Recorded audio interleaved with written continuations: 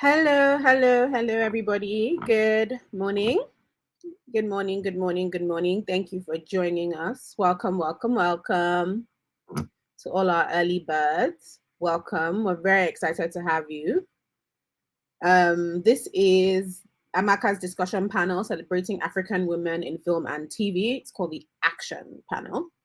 My name is Jola Ayeye. I am a podcaster and screenwriter. I run a club. What else do? I co-own a small production company. I do one too many things, to be very honest, but I am very, very pleased to be moderating this panel. I'm so glad AMAKA reached out. I am very, very keen to get into what I know is going to be a wonderful, wonderful conversation, and I'm happy that you all are here. Just, sort of like a few things to note before we really dive into the conversation. AMAKA recently released their second AMAKAzine issue. Yes, very cool. It's called the Action issue. And the cover star is Sheila Atim from The Woman King. If you've watched it, I'm sure you know who she is. And this digital magazine, the AMAKAzine magazine, just in general, covers everything from the untapped potential of Nollywood all the way to topics such as Me Too and African women making a difference in film, which is who our wonderful panelists are and fall under. To celebrate this launch, AMAKA landed in Lagos last month with an evening celebrating the launch of the Action issue and Pan-African Women. I'm low-key upset that I missed the party. It looked fantastic. It looked amazing.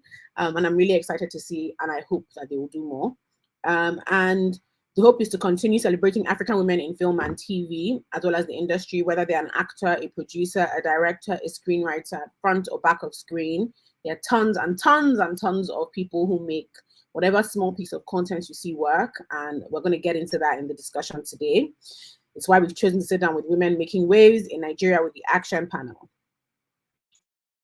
So guys, just a few things. The official hashtag is hashtag AMAKA Action Issue.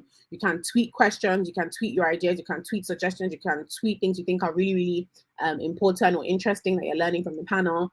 We really want you guys to interact and say what you think and feel and ask questions so that we know that we are making a point or getting across and we're able to serve you in the best way possible. Because this is really actually about you, not just the panelists or myself, but it's really to make sure that you guys are getting value for your time. So please use the hashtag AMAKA Action Issue to tweet your questions.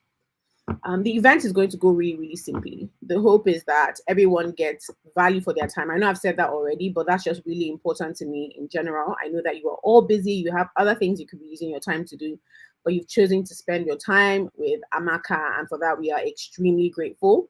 I'm going to bring up the panelists very soon. I'm going to introduce them,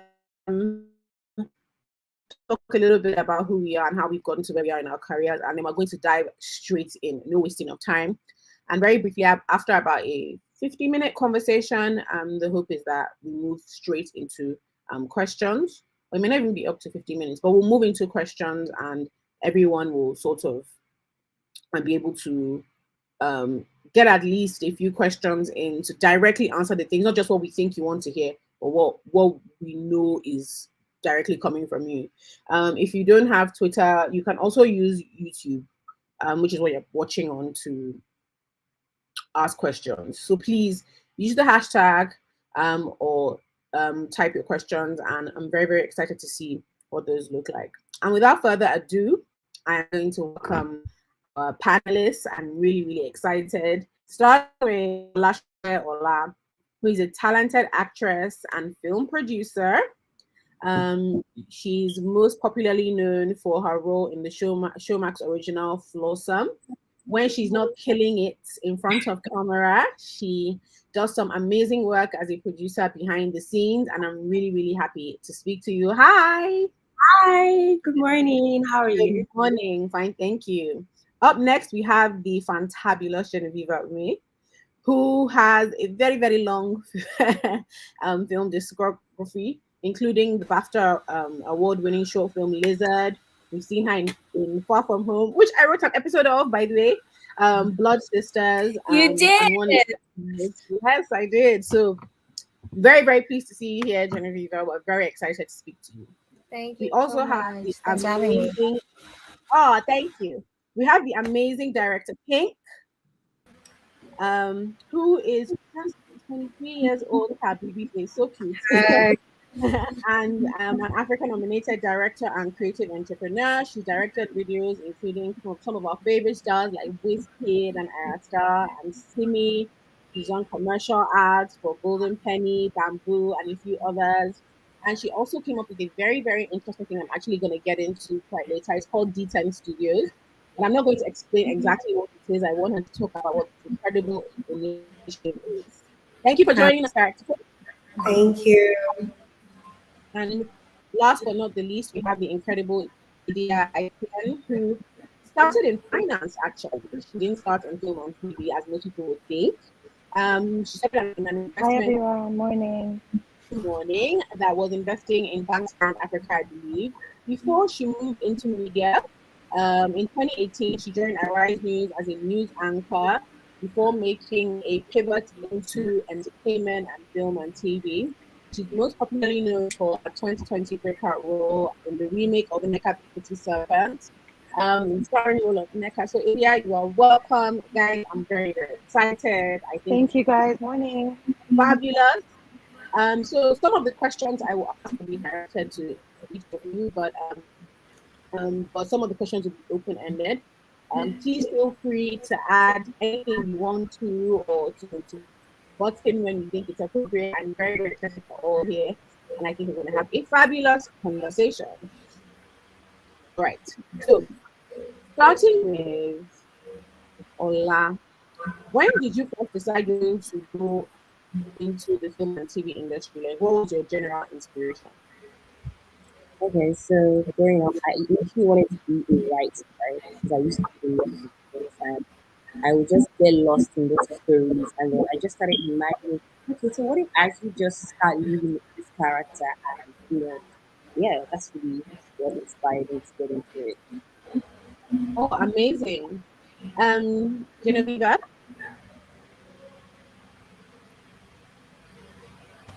Hi, Jola.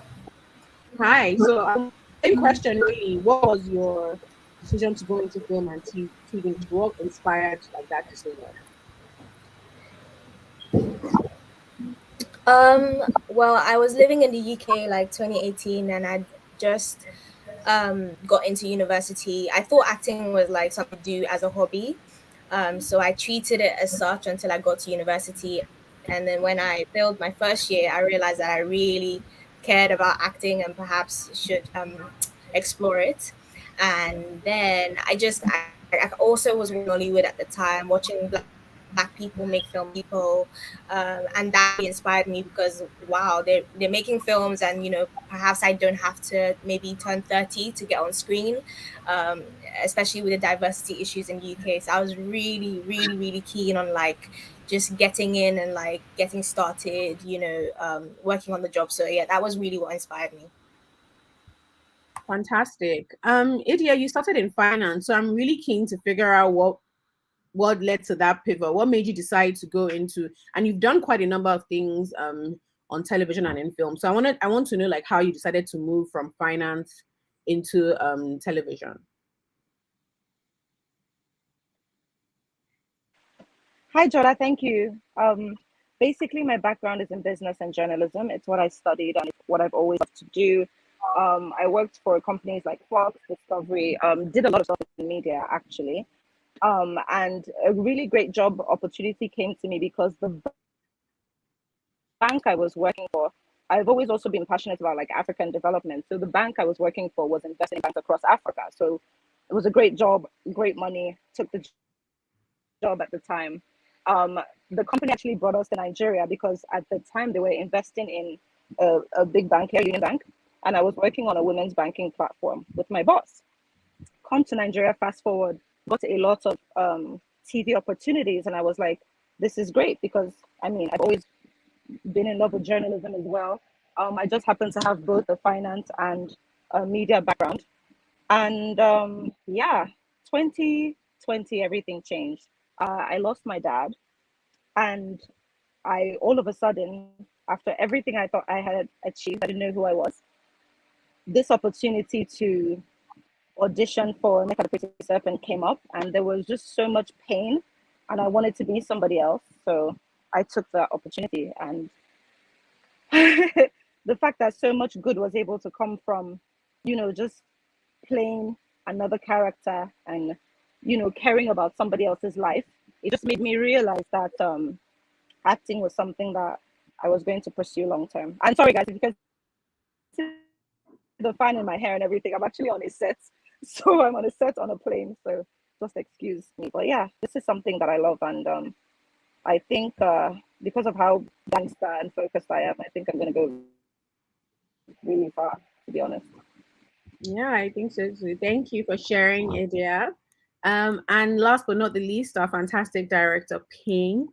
You actually are, kind of first known for music videos and commercials, which people don't necessarily see as sort of like the glamorous side of filmmaking or content creation. So I'm very keen to know what inspired you to move into that direction. What was the decision making behind that process? Okay, so initially I wanted to be an actress initially. um but then I had like some kind of like obstructions, starting from, when you're trying to like start and you have like a lot of like, some kind of directors who try to make like funny moves to you and stuff. So I think it kind of like dared me, and I was like, you know what, I was so fed up at the point. And it's like a very funny story, so I don't want to like go into like so much details because of the time. But yeah, I was like, you know what, why am I actually stressing myself over this when I can actually be the director? I don't know, but I don't know, I was crazy to actually think that. But then I was like, you know what, let me actually put in, let me actually do this, because I was already familiar with the camera and stuff like that. But when you already have like something else in mind to do. So I was kind of like watching both. I was kind of like weighing both, and I was like, you know what? I don't want to act. See, I want to be the director. And yeah, and I think from there, yeah, we thank God for, the whole growth. It has been beautiful. Yeah, thank you. Fantastic. I really appreciate hearing people's come up stories and what their inspiration is and the decisions that led them to where they are. I always knew I wanted to write TV. My parents were like, oh, funny, very funny, go to school. And so I had to go to university. I always knew that's what I wanted to do. I wanted to work in media. I wanted to tell stories. I've always loved reading. I've always loved writing. And I just did not have, when I realized what it took to act, I realized I did not have the patience, I did not have the interest, and I did not like the idea that other people could make decisions on how good I am. That it was up to people's impression of me to say, oh, you get the job or you don't get the job. And I just thought, why don't I create stuff that I want to see? And that's pretty much how it started. So yeah, I just love hearing how all of you got into the industry. Very different paths, we're all here now, and that's what matters. Speaking about working in this industry, like in a space where the work you do requires, unfortunately, a lot of outside validation. So people's the public's impression of what you do is very, very important. People judge your looks, they judge your capacity, they judge your creative decisions, they judge a lot, and they're very vocal and verbal about how they feel about the work that you've done, which can take a toll on your mental health. So I want to ask everyone, starting with Genoveva, what you do within the film and within your job, within the different spaces you occupy in media, to protect your mental health. Because when a big part of your job involves a lot of public feedback. So when you work in like finance, or you work in healthcare, a lot of times what you do is between you and your direct consumer or your direct boss. So that feedback is coming from a minority. But for us, the work is coming, the ideas, everybody's opinion kind of matters, and that can take a toll on you, even if it's positive or negative. I want to know how, starting with Genoveva, you make decisions about protecting your mental health and healthcare. Mm-hmm. Yeah, that's a great question. And honestly, I feel like, thank you, Jola. I feel like doubts and anxiety is something that I have to deal with every day.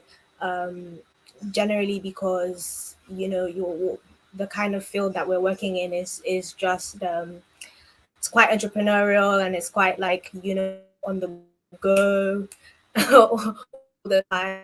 I think my the ground myself in the fact that I love the craft, I'm practicing the craft, and I'm having conversations when I'm at work with then I'm not so bothered about, like, I know I did my best. Outside of work, however, like dealing with like anxieties and doubts, I think conversations with the people that that kind of support you, your loved ones, remind you who you are, outside of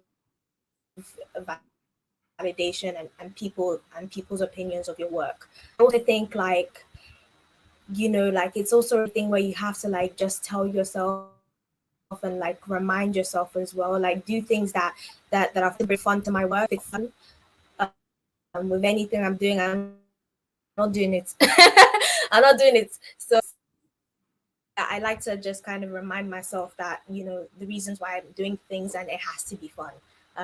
Yeah, and I have to. It has to be fun for everybody. Like, and I try to bring that energy. But yeah, doubts and insecurities is definitely hard, and it does creep up every day. But you have to kick it under the carpet, sweep it. You have to remind yourself why you're great at what you're doing and where you want to go, and keep going. Yeah. Thank you. Director Pink, I want to ask about that, particularly from being sort of like in the control seat a lot of the time. Sex can be really hectic. You have to make on the spot decisions. You have to trust your own instincts. You have a lot of like everybody's work is almost relying on your decision making while you're on set. So I wanted to ask what you do in the same scenario based on your job to protect yourself mentally, to keep yourself strong mentally. Okay, so currently I haven't slept in days. I have been shooting like back to back. But okay, that's a very interesting question because it happens like every single time. It's almost like you just have to, even for the most little thing, you have to just say, oh yes, even when they know that, oh, this is actually it. um I think I kind of like, I won't say, I think I kind of like love the stress. I think when you have like that passion and love for what you do, you don't really see it as, okay, this is kind of like stressing me out. Yeah. Then I try as much as possible not to get so tense. Like, I don't let anything pressure me at all. Yeah, I just try to make sure that, okay, you know what, there's sometimes that the whole shoot is literally turning sideways, like it's turning upside down, or maybe the rain, there's actually rain, it's raining and it's like spoiling like every single thing you want to actually do. But I feel like that's where your creative process comes in. That's when you're like, okay, you know what, I need to actually sit back, I need to think fast. That's where your work as a director is supposed to be like in 100% full mode, because you need to think fast, you need to create like a substitute almost like immediately. So I feel like, I mean, I just like what I do, and I feel like it's something that I feel like directing, it's not just like I want to be a director. Like, there are a lot of people that I know, yeah, but they actually like, studied this thing in, school. I actually didn't really go to school for this. I mean, it was all YouTube and yeah, and a lot of books, literally. Yeah. And it just comes from within, you understand? So it's not something, there's sometimes that, see, when I tell like most of my colleagues that actually study like in film school and stuff, and I'm like, see, when rain is falling and your shit is turning upside down, all these ISO, all these things you're learning in school is not going to help you. It's weird. All this pressure in Nigeria. It's actually Nigeria though. Nigeria is making it like really, really hard. But I feel like for you to be a very rugged director, you need to actually come and shoot in Nigeria, because everything would be against you. It's only you and yourself.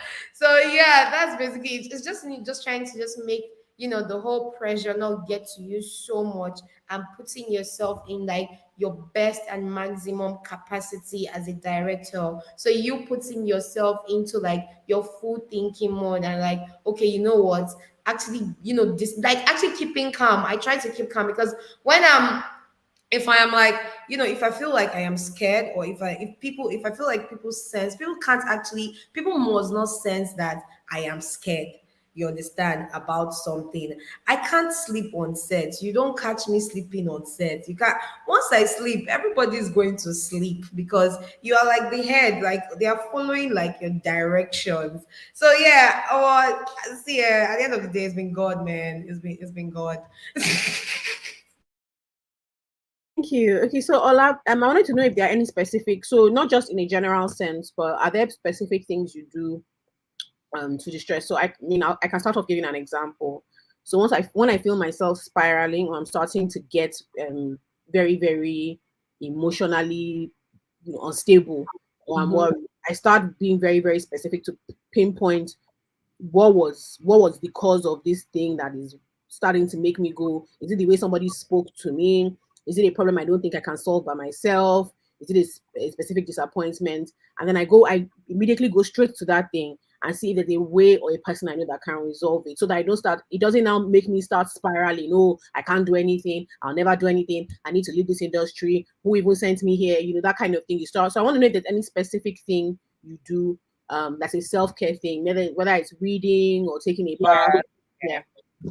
Yeah, so I give myself a lot of pep talks, like, and daily affirmations. I do not play with my affirmations. I tell myself, I am that girl. I can achieve whatever I set my mind to. I speak positively to myself all the time. I also surround myself with a lot of love from my family and my close friends.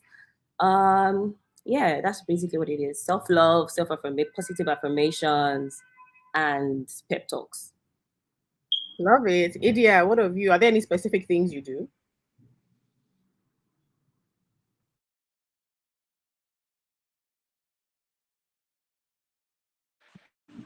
Hi guys. Okay, so for me, um I'm very strategic. So I'm not the kind of person that goes out to do something and just lets the wind take me here and there. I think in my career, one of the things that has been very big for me was my number one support system. These are the people that literally keep me going. And Genoveva already said something about it, but I will just expand on that a little. I'm very careful about the kind of energy I allow around me, the kind of people that I speak to about what I want to do, where I'm going, the kind of people that I take advice from, the kind of people that I talk to. If you look at every single person in my life, whether it's like from banking days to journalism to now TV, I'm always around people that I really admire and I really respect, and people that I kind of like want to emulate or learn things from. I think, of course, there's a lot of criticism and all that, and that's normal. But one veteran told me at the beginning of my career, she said, you need to be on airplane mode. And there are a few people that they bash more than actresses in Nigeria. Anything that happens in the economy in the country is an actress's fault. Do you understand? So honestly, just having that focus, being on airplane mode where I don't read comments anymore. Before I would go, I would read all these comments. Oh my God, what makes her think she can just do this? That I don't read comments anymore. And I only surround myself with either people that I really admire or I'm trying to emulate. I also have a really, really supportive family. So my family, if I decide I want to be even like a kicking a pep driver, they will support me to the end. And I'm very thankful for that. So the energy I allow around me, I'm very, very strategic with it. I only allow positive people around me, but I'm also very truthful to myself, because some people have support systems that lie to them. And I think it's very important for you to put people around you that will also tell you the truth. People that will tell you, look, maybe you didn't do as good a job in this opportunity, but hey, this is what you can do better. People that will tell you, okay, this is how you handle a negotiation or a contract. This is how you engage with other actors or even producers or directors. This is how the people. I look at everything as a learning opportunity. So even if you make a mistake, surround yourself with people that will tell you the truth and people that you can learn from. That support system, that energy around you, for me, is like top tier. Is number one. because without those people that are voices of reason, you will make a lot of mistakes, you know. And sometimes you just have like a bunch of, you know, ditzy people that are telling you yes, yes, yes, you're the best, quit the job, do they know who you are? And you don't want to be around people like that. You want people that will tell you actually what you did was wrong and you can be better in this way or that way. So surround yourself with people that tell you the truth. That's my main thing. And then also I have something that I do in the regard of self-care. I have something that I do. Everybody knows that I travel a lot. But before I travel, you will see a span of maybe 6 work back to back. No sleep, constant hustle, you know, do every job that I really want to do. I'm very, very, like when I put my head down to work, I literally don't do anything else. I make every sacrifice necessary. And then after that, I'll take a break. When I take a break, it's just me. And those days are sacred. I don't talk to anybody. I listen to music that is really uplifting. I read whatever it is I need to do to just get myself back from that whole period of work. So yeah, taking time out and having the right people around you. Thank you so much. All right, so I wanted us to sort of talk a bit about what, in essence, is has been a hot topic since Me Too, which is basically gender discrimination. As a matter of fact, it's not even pre Me Too, in the beginning of time. So, in the latest issue of AMAKA, there's been a lot of research on the issues facing African women on the continent and in the diaspora as it regards film and TV industry. And when people say gender discrimination, they make it a very like broad, and they just use it as a term. But you know, in our industry, there are very specific things. There's the pay gap, there's typecasting. You know, I remember when I was younger, once I saw, you know, Stella Marcos in a movie, I knew she must cry. She's the good girl. Once I see Zoko, I know she's the wicked witch. Very, very specific roles. But more as we move towards more modern times, unfortunately, that has now changed. It doesn't mean that we're not getting more options, but there are still, you know, very specific things we are typecast as, including, you know, highly sexualized roles, um, finding it difficult to get people to agree to work with you without any expect for recompense, whether they're trying to financially abuse you or take advantage of you sexually, or just really making your life difficult as you pursue your career. So I wanted to ask, starting with Genoveva, what exactly, if you have any specific instances you can give of navigating the industry that you found difficult, and what has changed from the beginning of your career till now?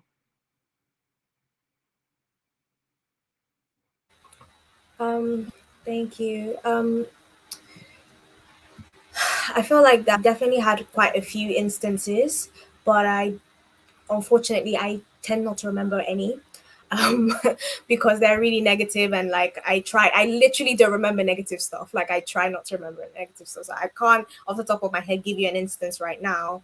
But I would say that that those opportunities or those moments, essentially, I don't know, they motivate me.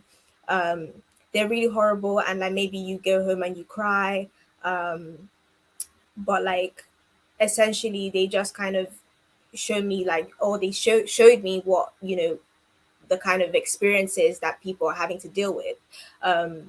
Having said that, like I do have, you know, everybody has like some sort of privilege, and you get to see, like, especially if you have a privilege, let's say you have a British accent, for example, like, or I had a British accent, and then you kind of get like the special treatment over somebody else, and then you experience that, and it's not nice. um so I feel like a lot needs to be done. However, I feel like a lot has been done when it comes to like our film industry. I know that, like, you know, we have women at the forefront of filmmaking. And for example, when I think about Moa Budu, I think about Jadi Oshiberu and all the work that they have done in like creating films that have definitely had, like, you know, global affirmation, or you know, or given had a global nod. So that's nice. I definitely think that a lot has been done in terms of like making sure that women in film are seen and heard. Thank you. I'm Director Pink. I wanted to ask, in your industry, like, when you were starting out, because you're still quite young, but when you decided to start your career, were there any difficulties that you faced specifically because you were a woman and you wanted to be a director and you wanted to kind of like, because I know particularly in advertising and in the music industry, that's a very like male dominated on the back end, it's a boys club really. And I wanted to know if there were any specific things that you noticed or were specifically difficult for you starting out. Okay, so I got a lot of times when I meet up with like, I have like some meetings with like these artists, they, most times, like sometimes it's funny, like I would have a meeting with an artist and they're like, oh, okay, so where's the director now? I'm like, I'm right here.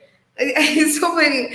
And like, oh, you, then I see the face and I'm like, okay. But that's fine. So what I got a lot, like sometimes they would kind of like, they wouldn't want to give you, some clients wouldn't want to give you like, a particular budget for a shoot because they just feel like you're a girl. So they feel like I'll probably use the money to buy human hair or something. I really don't understand. Like they just have that funny, like, that funny way of just, just thinking about like, okay, this girl, is she gonna handle it? Can you handle it? Can you stay up? Can you do this? Can you do that?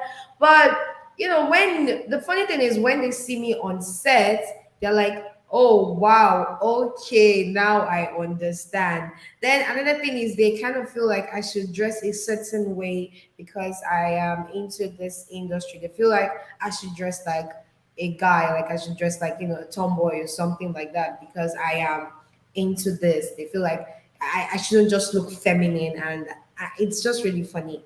Then but what I do is I just I actually like, I push that all away because it doesn't really affect me. I just let my work speak for me. And there's a hack I just do. I do something whenever I shoot my videos.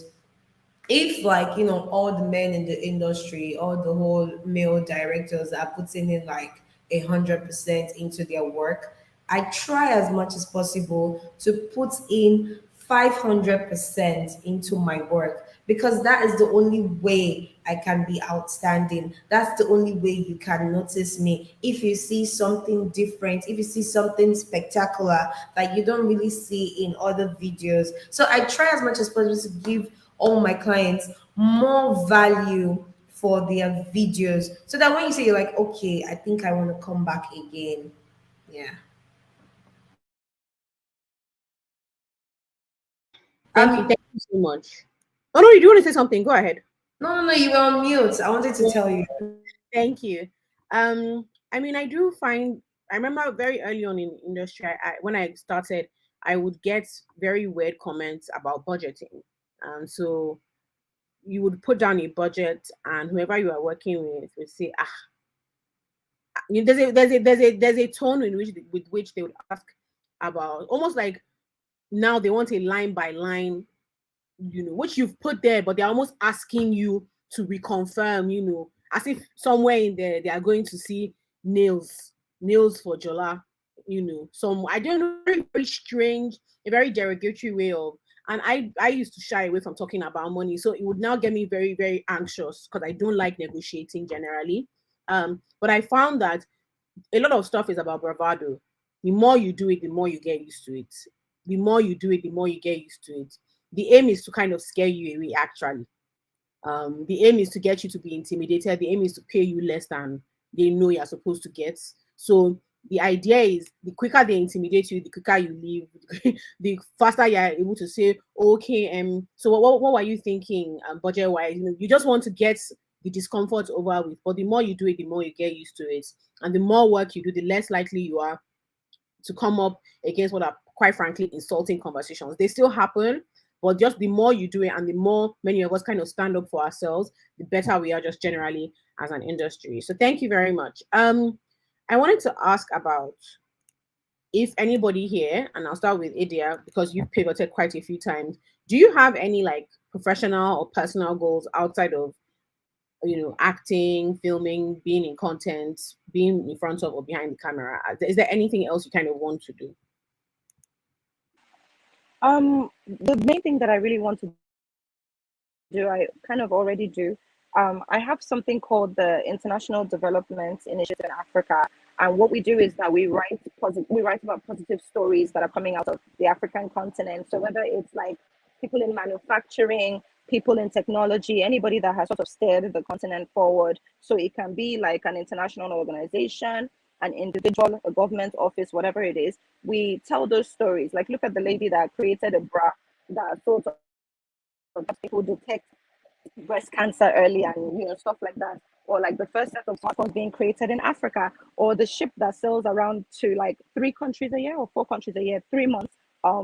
They stay on the coast of different countries in Africa, and they basically like perform like free surgeries. They treat tumors and different issues that people have. Like I love to tell those kind of stories because I feel like right now the world is so flooded with stories in Africa that are about chaos, disaster, disease, corruption. And the more we tell positive stories, the more people want to do more positive things. For instance, like look at platforms like Forbes or like 30 under 30, 40 under 40, things like that. It inspires more people to do better things so that they can make those lists. So if you're talking about like the 10 best presidents that are coming out of Africa, it only pushes more people to say, okay, this is what I want to do for my country as well. We don't want to always be making the list of like the worst city to live in the world and things like that. We want to tell stories that show people, because there are these positive stories around Africa. We want to tell stories that show these amazing things happening. Yeah. Thank you. Yeah. So like positive stories. So that's actually a really cool idea. Ola, do you have anything outside of sort of like film, TV that you think you want to do? Or? Yeah, so I philanthropist work. I like to, help out the orphanages, the motherless babies. It's something I have a passion for. Like, if I didn't have to work at all, that's what I would do all day, every day. And then aside from that, I have a fashion business that I actually run. So that's a fast fashion business for like outfits, dinner dresses, party outfits, all of that. Yeah. Ah, interesting. All my interests are around media. I don't, they're all, I don't know why, but that's just all I like to do. Idia, please go ahead. Sorry, I wanted to say something regarding the pay situation that Dr. Okay, King okay, please go ahead. Genoveva had mentioned. I think that one of the things that a lot of people, especially even young people or people that are new in the industry or even women, are scared of is the word no. Many times we think, oh, if we say no to things, we may not get another opportunity. And I think no should become your favorite word. There are roles that people have offered me, and it starts with Idia in the shower, washing herself, and no, there are things that they'll just be like, okay, Idia, it shows your silhouette, or no. I talked about strategy earlier, just understanding the kind of path that you want to take, the kind of actor that I want to be, and things like that. So for me, I feel like if it's outside of your path, obviously there's some things that you might bend to do, but if it's outside of your path and it's sexualizing you, or somebody's literally telling you that you get lower pay than a male actor for the same job that you guys are doing, it's okay to say no. If something is for you, it's for you. If it's not for you, feel. So yeah, no, very important. Ola, please go ahead. So I just wanted to add to what she said, especially someone that is just starting in the industry. You're excited to get jobs and roles and you're like, yes, yes, yes, I want to kill it. But then you see some things and you're like, do I have to be naked? Do I have to show my body? Do I have to really like sexualize myself just because I want to be an actress and trying to make waves in the industry? And there was one time actually, last time I was on set for Black Harvest, directed by James Amutan. And there was something that I wasn't comfortable with, because they were like, oh yeah, you kind of have to be like semi, I'm like, then everybody else was not making it seem like, oh, I was overreacting. And if you're an actor, you're meant to embody the character. This is not you anymore. You're the character. I'm like, bro, I'm not gonna do this. Sorry. And yeah, there was some sort of like stiff energy after I said no to that. But yeah, I went home and I was happy with myself, and that was that. Yeah. I love it. Like sometimes it's being in spaces that allows you the opportunity. So I remember, sorry for this segue, guys, but I remember there was a time we were doing some auditions, right? And I was the only woman in the room, a bunch of guys.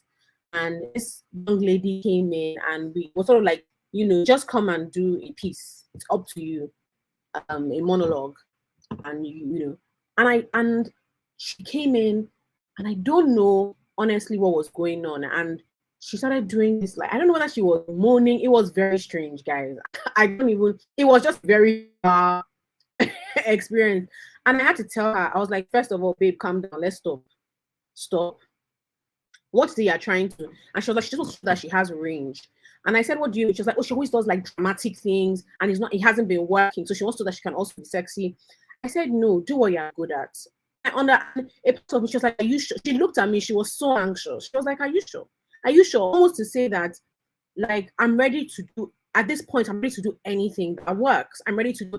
And I remember thinking at that point that if I wasn't in the room, even though everybody else was a little bit uncomfortable or weirded out, they wouldn't have felt it was their place to say, do you want to do something else? Like, what is going on? And I think sometimes it's when you're a woman in that space. Like Ola saying, I'm sure there are other people on set that had read that scene, maybe raised their eyebrow, like, this doesn't add anything to the story.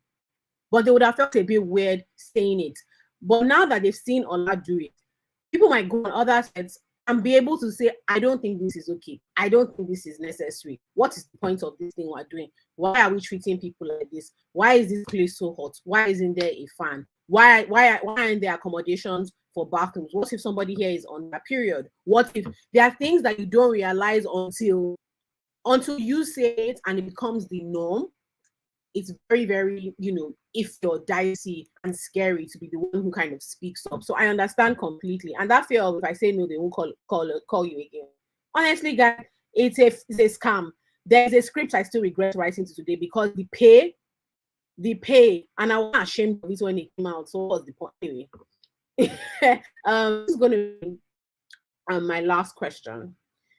UNESCO's report in October 21 revealed that Nollywood could create roughly 20 million jobs and create about $20 billion of infrastructure in revenues per year, but there are a number of factors holding back: piracy, a lack of structure, commercial structural opportunities, lack of a cultural policy, etc. I want each and every person to kind of say their opinion on this, starting with Director Pink. Hi, sorry. I had a call. A call came in. Please, can you repeat the question? Okay, so I was just asking, like, the next way report saying that Nollywood could create about 20 million jobs and roughly 20 million jobs and almost $20 billion in revenue every year. But there are a lot of factors holding it back: piracy, a lack of structure, lack of cultural policy, commercial structural opportunities, etc. So I wanted to know your opinion on this report. Like, what do you guys think? Oh, okay. So the one I'm going to talk about, I'm going to talk about from like the music video space, yeah. So normally we have like there are a lot of things that like kind of like affect us, yeah. We don't have a lot of people in some key areas of this production, yeah, that kind of like do these things and do them well. We have people that do it, but not like do it well. And then we now have to start outsourcing. Like, I have a video that I want to color grade, and I can't even, they're just like only 3 people in Nigeria, yeah, or maybe Lagos, because I don't really know about other states, but I'm very sure in Nigeria that can actually color my video and color it well. And once those other 3 people are not available, I have to put my project outside. I have to start sending my project to someone in Berlin or something like that. And it is very tasking and annoying. And it's the same thing for VFX, every like so many areas of of this production. Then also we don't kind of like have enough locations to shoot at. I've had so many times where I had to create, I've created like there's a location like this that I've shot over 30 videos in that location, but you don't know that it is the same location because I'm twisting this, I'm twisting that, I'm twisting like so many things so that like you don't just know that okay, I am actually shooting here. So I really have to just start relying on like sets and things like that. So like I feel like we need to like, showcase like the beauty of Nigeria more. There's so many beautiful places in Nigeria that like people can shoot at, and we're not actually exploring that. Imagine we explore these beautiful locations, and and the video goes out there, and we have like international brands see this video, and they're like, oh, okay, I think I want to come into Nigeria to see this, to actually shoot in this place or shoot in this area. We're just actually really constrained to locations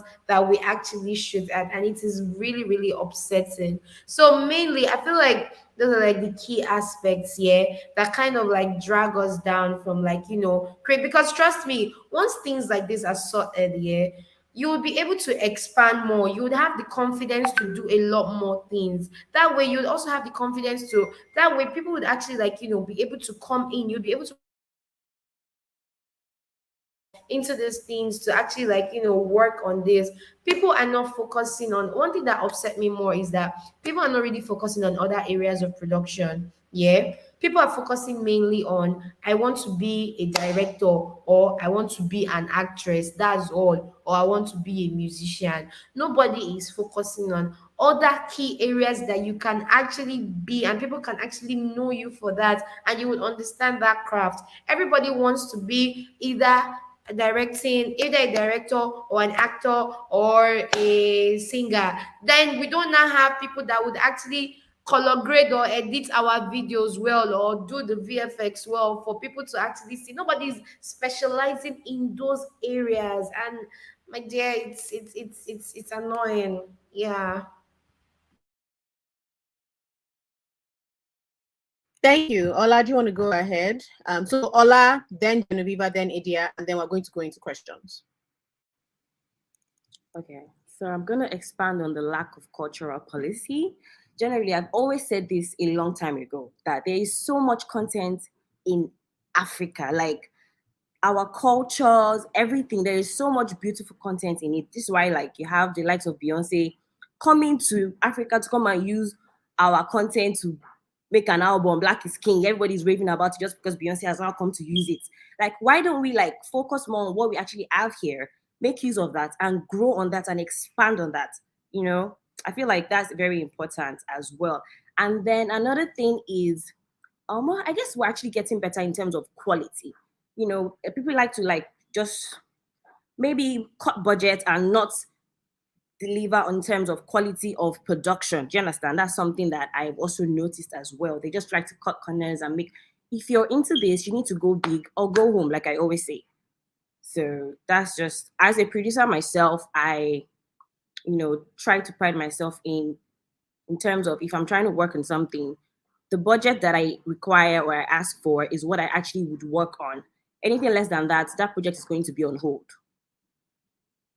And another thing is piracy. There was this producer woman that I follow on Instagram. I noticed that she's a producer, right? And then someone actually stole her content and was posting on YouTube.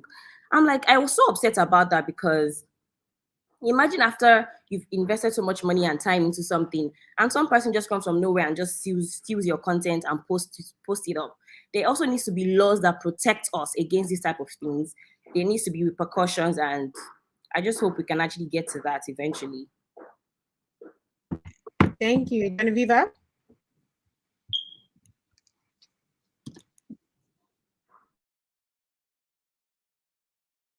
You're muted. I was muted. I'm so sorry, guys. No, I definitely agree with like what Director Pink and Ola said. I definitely think that there's definitely a lot of African culture to like explore. Like the whole, I definitely know that one of the reasons I came to Nigeria was because I felt like I was too African to not, happily express myself and use all the natural talents that I have and experiences and love for culture that I have to not share that on screen. However, I feel like there are some things that do hold us back. Like, I definitely say structure. There's a lack of structure. When I think about filmmaking and all of that, all of those that context, I think there's so much power in collaboration. Grateful that now that a lot of people, filmmakers, are coming, are like kind of joining forces to create like great projects. but with having said that, I do think that I definitely think that like profits needs to be like shared adequately so that people are like growing, so we're not burning people out and using resources when the people are not being paid for it. People need that motivation in order to continue and to be encouraged. I think these are the things that I think would be great. I would love to be earning residual income in the next couple of years, playing roles that I enjoy. I would love residual income, royalties, I would love that. And I think that those are the things that, if put in place, would help. So yeah, I think those are my thoughts. And finally, Idia.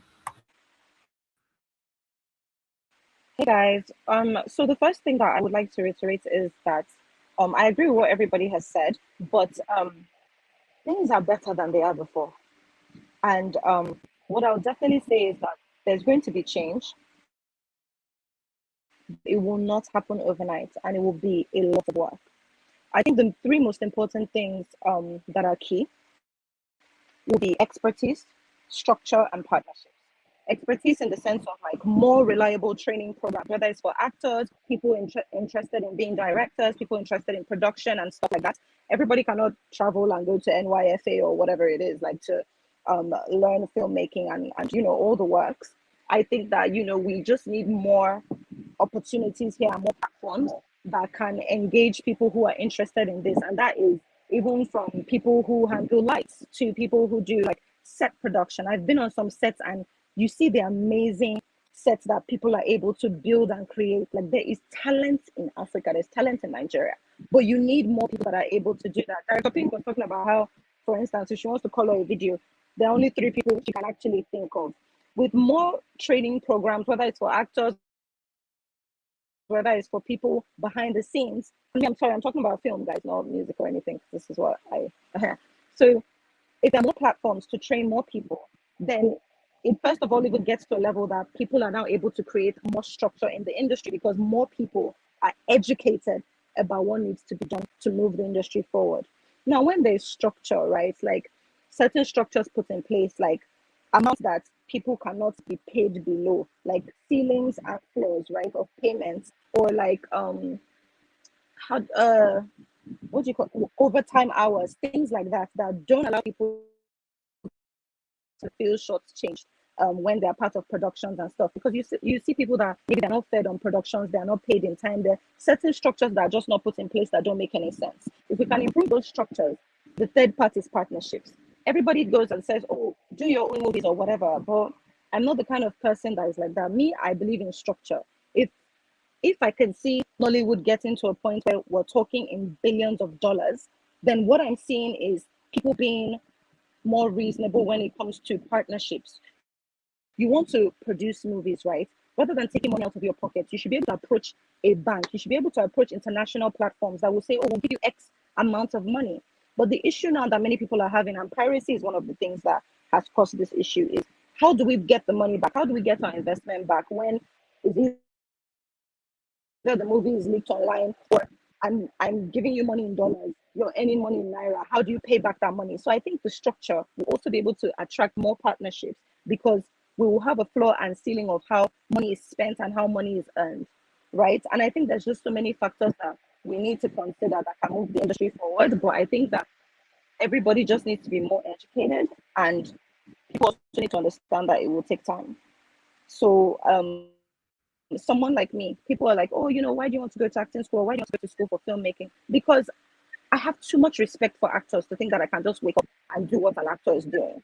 Too much respect for directors to think that, oh yeah, I want to do my own movie. So I'm just gonna sit down because I have money. I'll just say, okay, you know what, I'm gonna take money from here. It doesn't make sense. Things should be structured, and that's how you gain respect. That's how you make more money. Without structure, this industry is not moving anywhere. Thank you so much. I'm gonna now move to answer a few questions or ask a few questions. Unfortunately, not everybody will be able to answer all the questions, so I'm just going to direct questions to specific people. Okay, so let's see. Ola, has there ever been a time you reconsidered your choice in career? yeah, I think after that day that I told you that I was on set and everyone was just making me feel bad because I didn't want to expose my body. I went home, I thought about that. God, please, what can I do? I don't want to, maybe I shouldn't even do this anymore. And yeah, that was a really, really tough time for me. Like I was so sad and heartbroken. So yeah, definitely during that time. Crazy. I mean, the first time I ever reconsidered was that shitty pay I told you guys about, that awful pay. I remember getting home and one thing that, and this is just advice generally, one thing a lot of people don't talk about is when you're on the come up, being in media is a tragic job choice. Tragic. You'll be ashamed of how much money you earn compared to your friends who have chosen other jobs. You'll be embarrassed a lot of the time. You'll be confused. You'll be like, are people doing something else that I don't know? It's not a fun industry to not start off at the top. So that's something that people don't talk about. The glitz and glamour that makes the industry attractive is for when you get to the top. When you're on the come up, it is a horrible. Because by the time I did my breakdown of monthly, like, okay, so I was on this project for almost a year, and by the time I basically did the math of how much I was paid per month, I remember crying and crying till my eyes were almost swollen. I was so embarrassed. I remember thinking this is such a stupid, awful choice, but what I wanted to do. So I had to now be there to be realistic. I need to find other streams of income that make sense. I remember feeling really, really low that specific day. Not because I was greedy, but just because in essence I was like below minimum wage and that just didn't make any sense. So yeah. Pink, what project has impacted your career the most? What do you think you've worked on that really kind of took you to like the next level?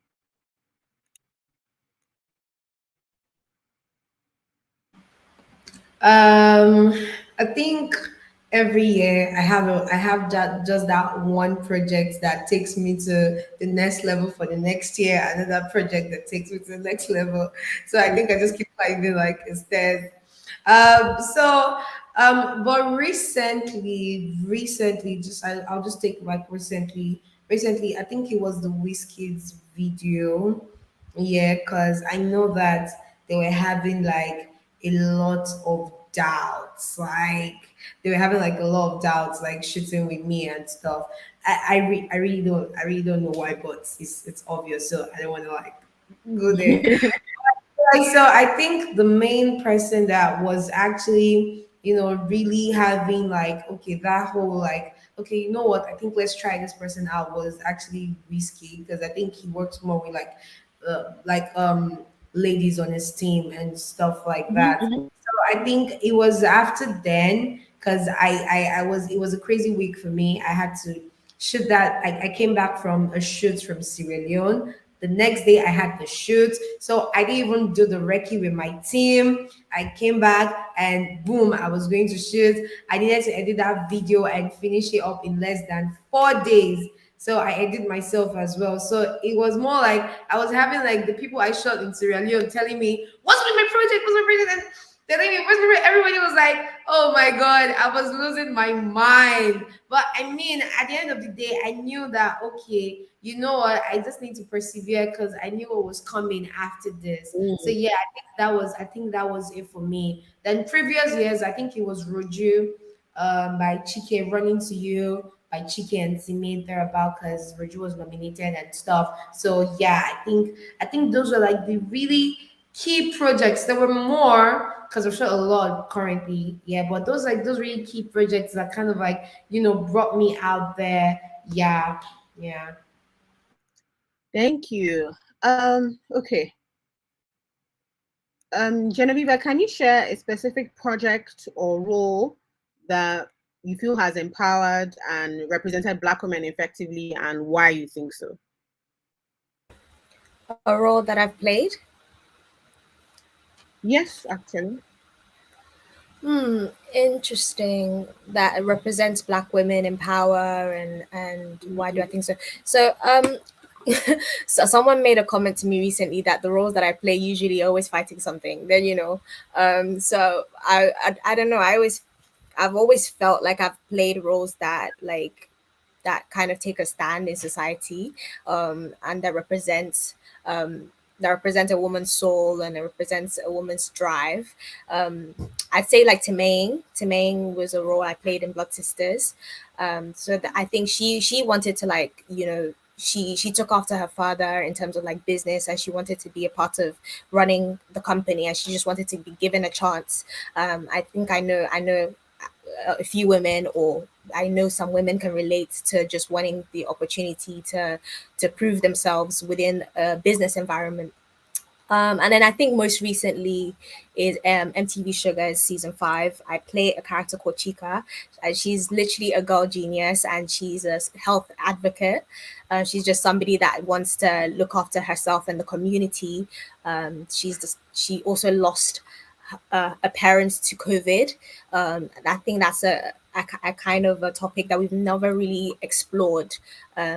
A Nigerian girl, or any Nigerian person that has lost a family member to COVID, and I'm really grateful that I get to play a role like that, people can see and relate to, and hopefully make a positive impact on those that experience us. So yeah, I think those are maybe 2 roles off the top of my head right now. Thank you. All right, thank you. Idia, in your opinion, what are key opportunities and advancements that have been made for women in Nigerian TV industry?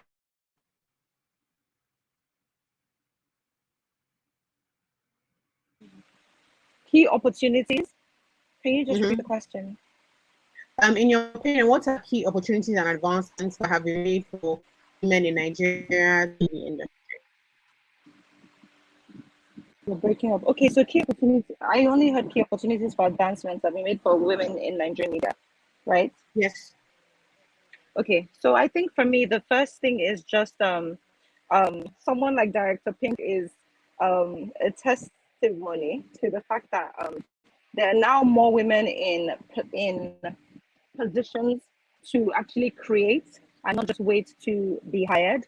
Um, Women like Shokwe, Genoveva are also women that can prove that we have more of a voice and more of an opportunity to pick the kind of roles we want to, play stronger roles that can represent what a Nigerian woman can be seen as on TV. And I think that one of the most important things, like when it comes to representation, is just being somebody that people can relate to. So being somebody that a girl can watch her screen and be like, oh, I can relate to this person. I want to be like this person. So I feel like there's stronger roles now for women in media. Movies now are not just about Tuso, who's husband and boyfriend and whatever. We're seeing women take on like more power roles in action films, heists, things like that. And I just think that the sky's the limit at this point. I'm even somebody that is going to go behind the scenes very, very soon and just partner with, more amazing women. The most important thing for me when I start creating my own films is that I want my entire team to be all women. So I think that the sky is the limit and there are more and more opportunities. Yeah. Thank you, Idia. Okay, so this question is going to be for everyone, and I'm going to start with Genevieve. What advice can you give people starting out in Nigeria in particular? There aren't a lot of institutions to train and study film and production. How do people start? We really want tangible, constructive steps. So they don't want us to tell them, oh, just be determined, go for it. Yeah, no, 100%. When I first started out, I definitely say watch a lot of films. So if you want to be in Nigeria, what if you like Nollywood and that's what you want to do, watch a lot of Nigerian filmmakers make the films, like follow their journey, read up on stories, watch films that interest you outside of Nigeria as well. And then I say like if you are abroad like I was a few years ago, I definitely say like network heavily online, like that's what I did a lot of the time. Network, watch people's, stories, their films, what they're doing. If you are in Nigeria, attend festivals, attend any film related thing. I mean, this action panel is an example of something you should definitely key into, just so that you're like always updated, like you kind of know the kind of film, what people are doing, the people that you admire are doing. And then I definitely say, like, I mean, there are opportunities in Nigeria to train. There's Ebony Life Creative Academy, which is which is free of charge, and you can train for 3 months in acting, directing, post production, lights, costume design. So there's so many opportunities there. I think you can definitely tap into that. And definitely there are a couple of other opportunities outside of Elka. I think there's Del York as well doing great things. So I think those are definitely, I'd say, my advice is to get involved, and make those sacrifices that you need to make in order to make your dreams a reality.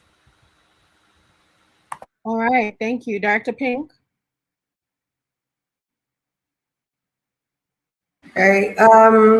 So I think I would speak like as a lady in something like this, something different. I would say that, women trying to get into film, yeah, should actually like, I think you should actually look over like every single crew, yeah, in a film, and actually understand every single thing that they do when you look at it, because I feel like we don't really have a lot of women in like the production side of filmmaking. Then I think the only way you can stand out here is actually doing something that that's okay, that that a lot of people are not in this thing. For example, I haven't seen like a proper like female colorist. I don't know if you get what I'm saying. I haven't seen a proper female VFX artist as well. I always like to say these two. Yeah, I always like to say these two key things. Now, imagine you as a lady and you actually pick up interest in, I want to be a female colorist.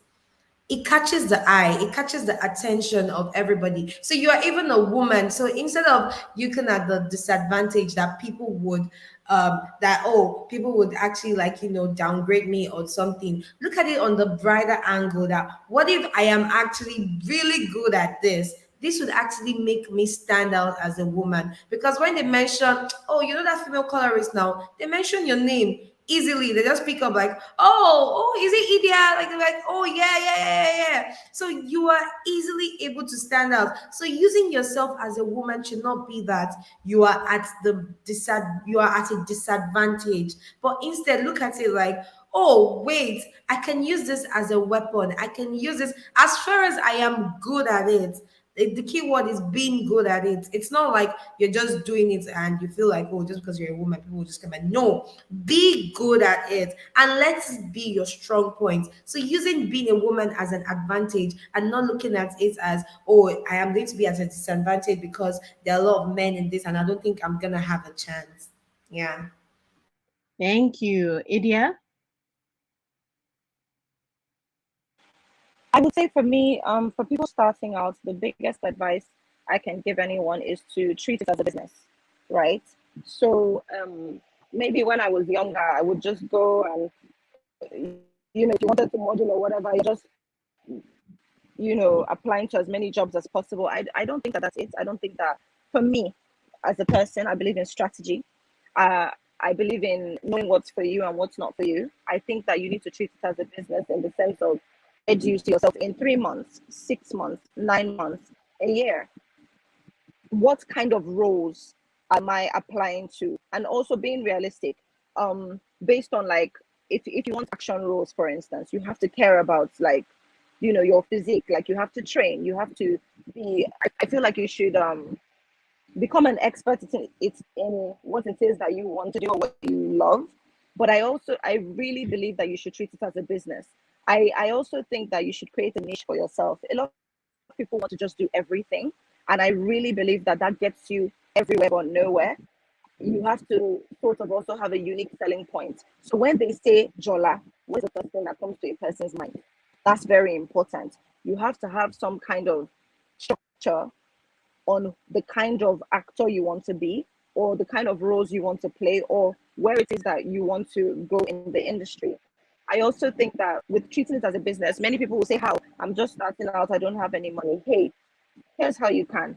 First things first, reach out to people. Don't be afraid to reach out to director Pink or whoever it is you want to work with, whether it's Genoveva and you just want her to give you a few tips on acting. Reach out to people. That's something that I never shied away from. A lot of celebrities will check their DMs. I was one of those people that sent messages to people on Facebook back then. Sorry, I'm kind of old. I sent messages to people on Facebook. Um, I've sent DMs to people on Instagram. Like me, I will see like a Shafi Bello. I will ask for tips. I will ask a Kemi Adetiba, how do I do this? How do I do that? What are directors looking for? Ask questions, learn as much as possible. And again, a unique selling point. That's something that Director Pink kind of touched on. Find a niche for yourself that everybody is not in. And I'm really sorry, people don't tell themselves the truth. I think that everybody cannot be, the bombshell in the movie. If you really want to make a mark, you really want to stand out, sometimes you're going to have to take maybe an avenue first, then take a right turn to get to where you're going to. And you need to be very, very strategic about it. You can't just come from the beginning and say, this is what I'm going to do. And then you've tried 100 ways and it doesn't work. Maybe it's because you're not trying a role that actually speaks to the kind of character that you can play. And sometimes, the truth is the truth. So I think we need to be honest with ourselves, and we should not shy away from asking for help and treat it as a business. Don't do everything just because you want your face everywhere. I don't believe in that. I don't believe in looking back and thinking, why did I do that film? Yeah. So. Thank you, Idia. Ola, please go ahead. Yes, I would say educate yourself as much as you can. You watch a lot of movies, watch actor monologues. I do that a lot personally. I'm on YouTube watching actor monologues. And then I also practice with myself in the mirror. I think I'm also like my biggest critic. I practice with myself in the mirror to look at my facial expressions. I record myself and go over the monologues and watch it and be like, okay, I think I should do this a different way and try it another way. Just so you're actually ready when the opportunity comes and you actually kill it because you have been prepared, right? Another thing I would do is immerse yourself in the industry. That is like anything relating to film or acting. Make sure that you're involved. You go for events. Try as much as you can to network with people in the industry, actors, producers, directors. Just get yourself to be in that like circle, be recognized as someone that is in the industry. So whenever opportunities even come up, people can think and remember, oh, that lady that I met the other day that walked up to me and approached me and told me, oh, this is what she does, and that actually works as well. Another thing I would say is do not compromise on your values. Just because you're starting out and you want to feature on everything doesn't mean that every opportunity that comes you take it. You need to think and think to yourself what image you want to project as an actor coming out in the industry, and just take it from there basically. Thank you. Okay. Finally, what advice would you give to your younger self or anyone thinking about embarking on a career in the industry? I'll start with Director Pink. You're muted. Sorry, I said, can you come again? What advice will you give to yourself, your younger self, or anyone thinking about embarking on a career in the industry? Oh, to my younger self. Damn, that's such a I'm gonna be so speechless on the question. Let me see. What advice would I give myself? I really don't know. Wait, can you come again? That's very. Are you telling me like? Am I going to advise my older self? Because are you telling me like you understand? Okay, what do you know now that if you had known when you were starting would have made it easier for you? Like would have been a smarter decision. It would have made me easier. Oh, okay. I understand it now. Okay, let me see. I really don't. I think I don't want to put myself in that bright or limelight or something, but I am someone that I am always very particular about like every single thing I do. I've been working since when I was 16. I've worked while in school. I've did 9 to 5. I've did like every single thing that I could even think of before I even got to 20. So when it comes to advising, I think I've been advising myself since, because I mean my mom died at a very early age. So I was literally like the breadwinner. I feel like that's why the question is really weird for me. I'm just being real. I've been advising myself. I've been telling myself the truth all the time. I'm sorry. So yeah, but on a more serious note, I would I would tell myself not to overwork myself, because I overworked myself while being young. I really overdid a lot. It didn't affect, thankfully it didn't affect my studies, but I think it's something that I am so used to right now that when I am not working, I feel like I'm the most idle person on earth. And sometimes people tell me, my Pink, please just take a break, like just actually rest or something. But even when I'm on a vacation, I still carry my laptop. I just want to do something. So I think I would tell myself, like, Pink, just take some time off, just rest actually. Like, you are fine, you're doing great, but don't be so hard on yourself. I am always hard on myself. And I think that is something that I wish I advised my younger self. Thank you. Idia?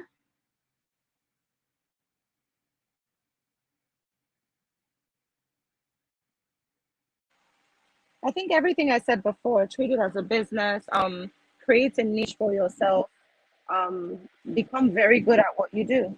That's it. Thank you. Genoveva? Is this the advice for younger self? Your younger self or anyone coming in here?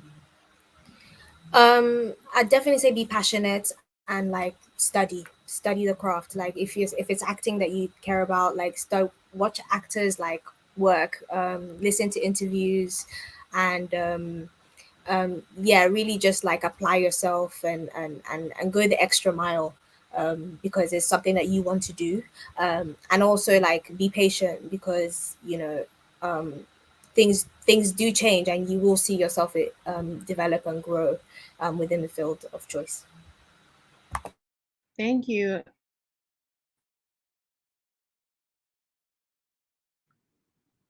Oh, Ola, sorry. Okay, so I would say that make the decision as early as you can, because I think personally for me, I was in doubt for so long. Like, oh, do I really want to put myself out there? Do I really want to do this? So a part of me feels like I wish I started this journey way earlier, so that I can just know that I've been here early and I've started and I've built the relationship and connections early enough. But yeah, start early. The moment you feel like you have the passion for it, get educated and go for it. The earlier the better. Yeah. All right, thank you. I think just to kind of start rounding up, when people ask about what they can do to break into the industry, I will say in the era that we are now, there are lots of things that you can do to start. So you want to be an actor and actress, um, you know, when you've watched a lot and you've tried, I think people appreciate effort a lot more because time is very precious.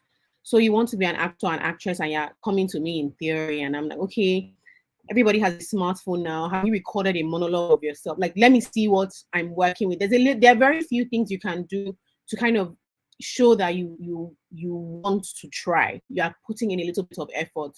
Can you want to get into script writing, read scripts, even if it's bad, like write a sample. So at least you know the structure. Just let's show people that you're making a bit of an effort to try. And then honestly, if you're in this thing for the money, don't come to the front of camera. Go to the back. The busiest people in the industry I know are post-production and gaffers and lights. Those guys are never out of a job. Never, ever, ever. They go from one set to the next set. They are in high demand. We are begging them. We are doubling their rates, tripling their rates, because if you're the best in the industry, at any given time, 3 or 4 people want to work with you. So forget all this glitz and glam about the front of camera, lights, sound, gaffers, post-pro, caterers, stylists. Only God can help you if you want Damola to style on your shoot now. He is not available. So there are very few people who are excellent at what they do, and they are never ever out of a job. Never. So if you really want to make money in this business, look at where the money goes. Look at what is always in a budget. There are specific things that are always in a budget for, whether you are doing digital content or TV, something remain there. And if you really want to make money, that's where you start.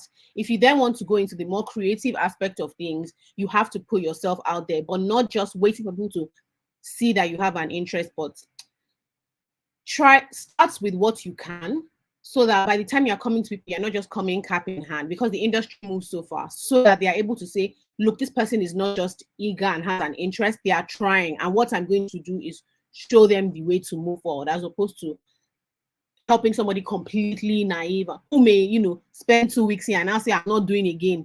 Then you do another 2 weeks, I'm not doing again. I didn't know this is what it was. So kind of like showing that you have an interest with what you can really, really helps.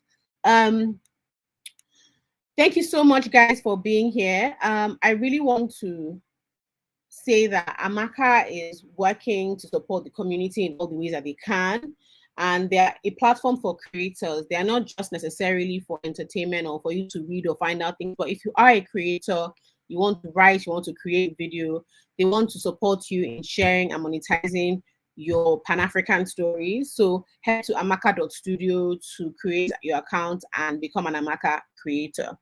I'm really, really glad to all of you who tuned in, but most especially to our wonderful panelists, Ola, Genoveva, Idia, and Director Pink. Thank you for your time. Thank you for your kind words. Thank you for your wisdom, and thank you for your honesty. This has been absolutely fantastic, and I wish you a wonderful day. This has been great. Thank you so much to AMAKA. I hope the action panel has been what everyone who tuned in was hoping to get out of it, and have a wonderful rest of your day. Bye, everybody. Thank you. Thank you so much. Bye, guys. Bye, guys. Thank you.